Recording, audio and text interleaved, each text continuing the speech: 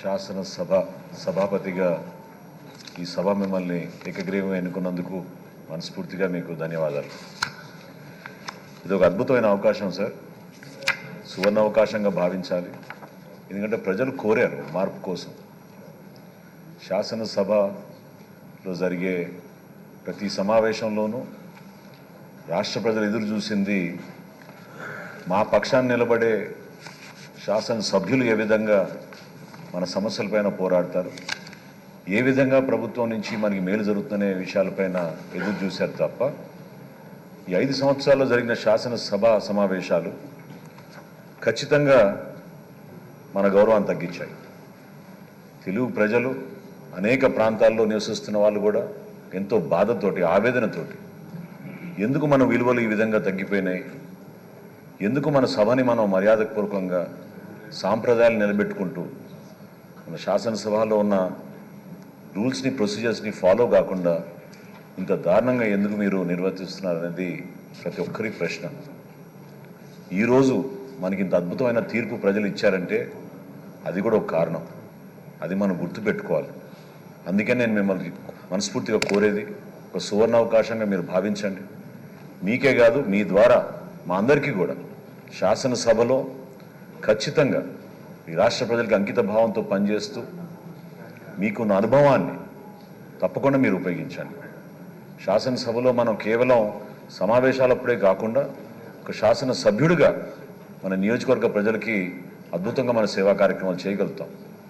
మన శాసనసభలో ఉన్న కమిటీస్ని మీరు మరొకసారి పటిష్టంగా దాన్ని ముందు తీసుకెళ్ళండి. డిబేట్స్ని మీరు ఎంకరేజ్ చేయండి. ఫరూక్ గారు పెద్దలు అన్నట్టు అనేక సందర్భాల్లో మీరే ఈ సభకి మీరే ప్రతినిధి. సో బయట జరుగుతున్న కార్యక్రమాల్లో కూడా మీరు దయచేసి ఈ సభ హుందాతనాన్ని, మర్యాదని పెంచే విధంగా ప్రభుత్వ శాఖల్లో ఉన్న ప్రతి అధికారి కూడా ఈ సభకి ఆ విధంగా గౌరవంగా రెస్పాన్సిబిలిటీ తీసుకునే విధంగా చేయాల్సిన బాధ్యత కూడా సభాపతి గారి స్థానానికి కలుగుతుంది. నేను మిమ్మల్ని కోరుకునేది మనస్ఫూర్తిగా గతంలో జరిగిన అనేక అంశాలపైన మనం చర్చించుకున్నప్పుడు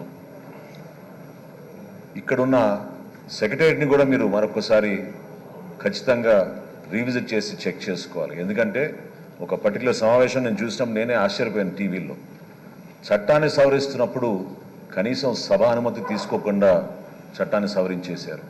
అటువంటి ఉదాహరణలు చాలా జరిగినాయి ఈ 5 సంవత్సరాల్లో. దయచేసి మీరు వీటిని అన్నింటి కూడా గమనించి మీరు కొత్త నాయకత్వాన్ని ఎంకరేజ్ చేయండి. కొత్త సభ్యులకు ఎక్కువ అవకాశం ఇవ్వండి. డిబేట్స్లో పాల్గొనే మా సభ్యులందరికీ కూడా ఎక్కువ సమయం కేటాయించి పార్టీలకు అతీతంగా మిమ్మల్ని ఏకగ్రీవంగా ఎన్నుకున్నాం. పవన్ కళ్యాణ్ గారు ప్రతిపాదించారు. భారతీయ జనతా పార్టీ, తెలుగుదేశం పార్టీ నాయకులందరూ కూడా మనస్ఫూర్తిగా మిమ్మల్ని మీకున్న అనుభవాన్ని, మీరు రాబోయే రోజుల్లో చూపించే నాయకత్వాన్ని పైన నమ్మకంతో మిమ్మల్ని సభాపతి స్థానంలో కూర్చోబెట్టినందుకు నేను కూడా ఎంతో గర్వపడుతున్నాను. మనస్ఫూర్తిగా విష్ యూ ఆల్ సక్సెస్. మేము మీతో కలిసి ఉంటాం. తెలుగు భాష వాడకం పైన కూడా దయచేసి మీరు దృష్టి సారించి తెలుగు భాషని ప్రతి సందర్భంలో కూడా మనం ఉపయోగించుకునే విధంగా శాసనసభలో చర్చల్లో కూడా ఆ విధంగా మీరు ఎంకరేజ్ చేసే విధంగా మీరు మనస్ఫూర్తిగా సహకరిస్తారని, రాబోయే రోజుల్లో మేము ఎప్పుడు కూడా మీకు అండగా నిలబడతాం. అన్ని విధాలుగా మన సభ గౌరవాన్ని పెంచే విధంగా మీకు సహకరిస్తామని మరొకసారి ఈ సందర్భంగా తెలుపుకుంటూ సెలవు తీసుకుంటాం.